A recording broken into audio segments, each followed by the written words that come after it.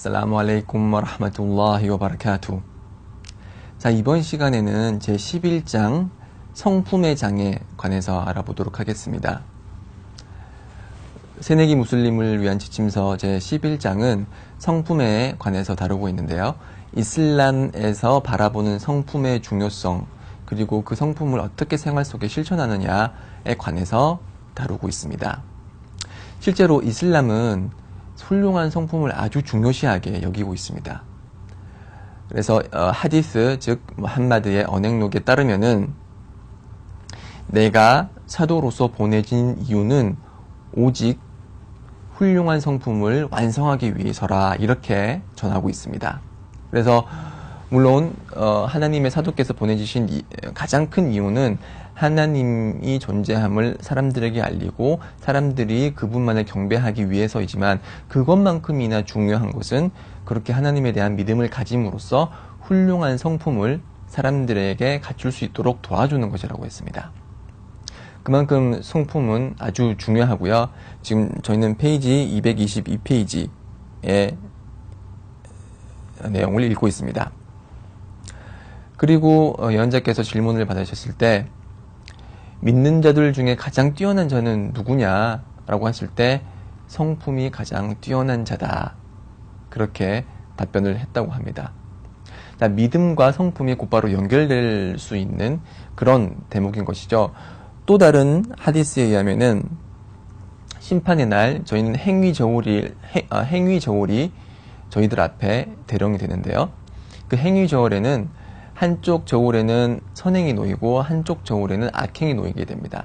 그래서 그 선행과 악행이 저울질되어서 선행이 악행보다 무거우면 천국에 들어가게 되고, 그 반대의 경우는 지옥에 들어가게 되는데, 예언자께서 말씀하시기를 심판의 날 저울에 놓이게 될 가장 무거운 것은 바로 훌륭한 성품이다 라고 했습니다. 그래서 훌륭한 성품을 갖춘 자는 낮에 단식을 하고 밤에 한밤중 예배를 드리는 것과 동일한 위치에 있다고 했습니다. 이 얼마나 커다란 성품의 중요성이 얼마나 커다란지 저희가 알 수 있는 하디스죠. 또 다른 하디스에 의하면은 예언자께서 말씀하시기를, 하나님의 사도께서 말씀하시기를, 나와 가장 가까운 자리에 있을 자, 심판의 날 심판을 받고 나서 나랑 가장 가까운 자리에 있을 자는 훌륭한 성품을 지닌 자라고 했습니다. 실제로 천국에서는 훌륭한 성품을 지닌 자가 대부분이라고 그렇게 하디스가 전송하고 있습니다. 그만큼 무슬림이라면은 훌륭한 성품을 지니기 위해서 항상 노력해야 됩니다. 자기 자신을 갈고 닦으면서, 그리고 자신의 내부 속에 속삭이고 있는 사탄의 유혹을 뿌리치고 자신의 자아의 욕망과 항상 싸우면서 항상 훌륭한 모습을 사람들에게 보여주고, 그리고 사람들을 기쁘게 할 수 있도록 저희들은 항상 노력을 해야 됩니다. 자, 그러면 이처럼 성품이 중요한데 이 성품을 실제적으로 어떻게 실천을 해야 될까요? 그 실천에 대한 해답은 바로 우리의 모범인 하나님의 사도 무함마드를 통해서 알 수가 있겠죠.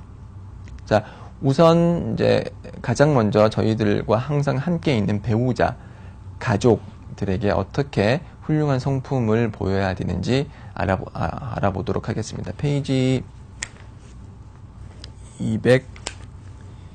226페이지 가족이죠.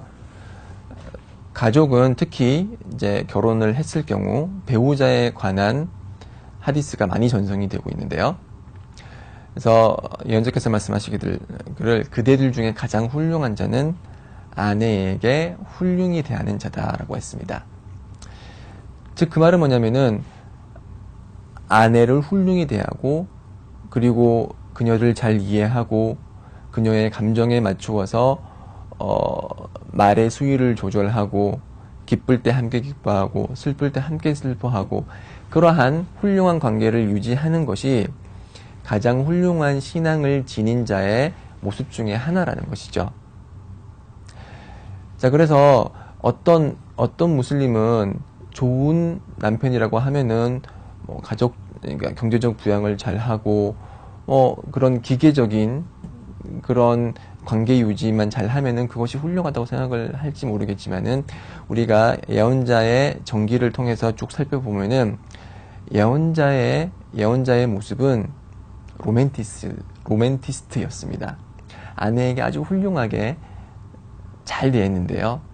예를 들어서 예언자의 아내 아이샤와 그러니까 전하는 하디스는 뭐냐면은 이제 예언자와 아이샤께서 이제 서로 술래잡기를 했대요. 그래서 막 먼저 뛰어가서 먼저 그 특정 장소에 도달하는 그런 술래잡기를 했는데 그때 이제 아이샤는 되게 나이가 젊었기 때문에 예언자보다 몸이 가벼웠기 때문에 먼저 그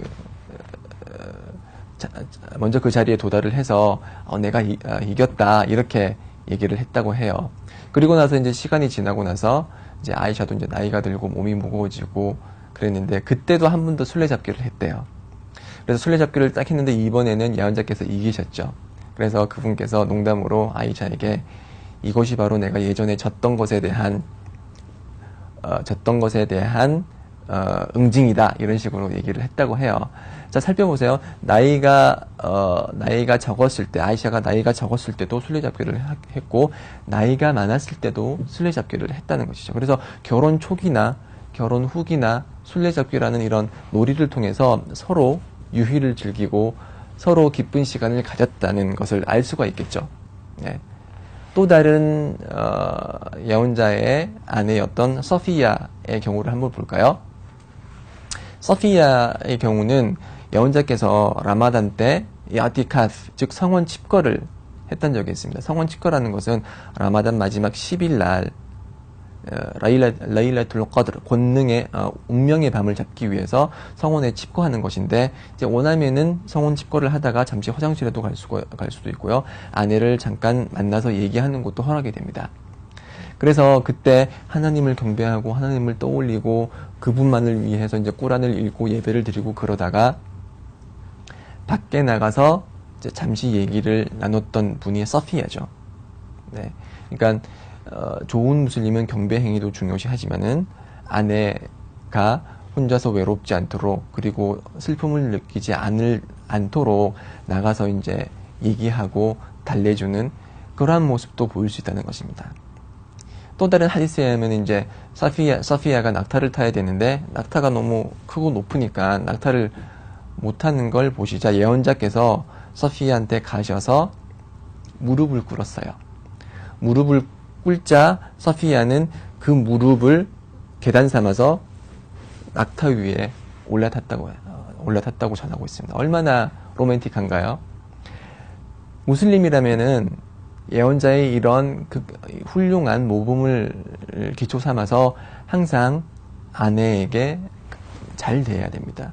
그녀에게 좋은 말을 건네고 그리고 그녀가 원하는 것을 들어주고 물론 그 반대급부로 그녀 역시 남편에게 훌륭한 모습을 보이고 좋은 말로 서로 이제 관계를 유지해야 되겠지만요.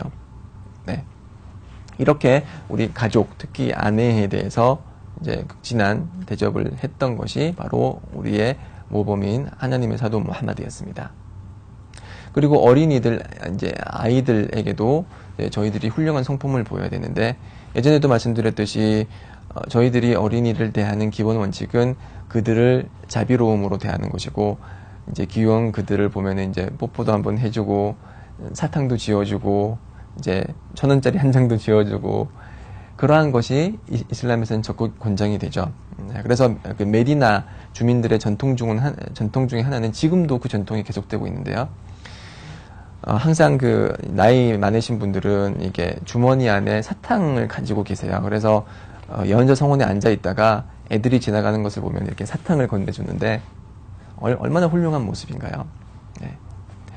그리고 예배 중에 예배를 드리다가 이제 어린이가 와가지고 등에 올라타는 경우가 있어요. 특히 이제 자식들을 둔 부모님들은 그러한 경험을 하게 되는 때가 있는데 어떤 사람들은 마치 레슬링을 하는 것처럼 등에 올라탄 애들을 확 이렇게 땅에 내치고 왜 올라가냐고 막 예배 끝나고 막 그를 아들 딸들을 막 호되게 비난하고 막 그렇게 하는데 그렇게 할 필요 없습니다. 예언자께서는 아스르 예배 때, 의무 예배 때 우마마 빈트 자이납이라는 그런 어린이를 안고서 예배를 드렸어요. 어깨에다가 메고서 예배를 드렸어요. 그래서 저희들은 이제 어떤 이유가 있으면은 어린이들 안고서 예배를 드릴 수도 있고요. 그리고 등에 올라타고 해서 내치거나 팽개치거나 그러는 게 아니고 또 다른 하디스에 의하면은 핫산이 이제 예언자께서 부복을 했을 때 등 위에 올라타가지고 놀았다고 했어요. 그래서 그 핫산이 등에 내려올 때까지 예언자께서는 계속 부복한 상태로, 절을 한 상태로 그 핫산이 충분히 놀고 내려올 때까지 기다려줬다고 했죠. 그만큼 저희들은 어린이들과 특히 자식들을 대할 때 자비와 사랑으로 훌륭한 품성을 실천해야 되는 것입니다. 자, 다른 영역에 있어서 예를 들어서 동물이나 아니면은 비무슬림에 대해서 어떻게 대해야 되는지는 다음 강의를 통해서 알아보도록 하겠습니다. 아살라무 알레이쿰 와 라흐마툴라히 와 바라카투.